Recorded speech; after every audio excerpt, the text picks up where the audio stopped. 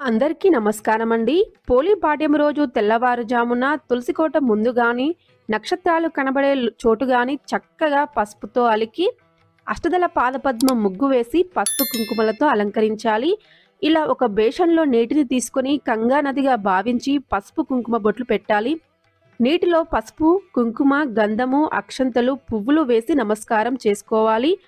అరటి డొప్పలో వత్తులు వెలిగించి నీటిలో వదలాలి.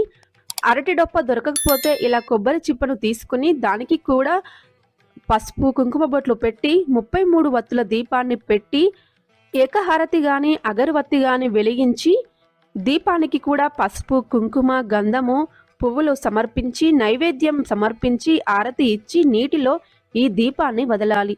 ఇలా దీపాన్ని వదిలితే కార్తీక మాసం మొత్తం పూజ చేసిన ఫలితం కలుగుతుంది. మరిన్ని వీడియోస్ కోసం మన ఛానల్ని సబ్స్క్రైబ్ చేయండి. Thank you for watching.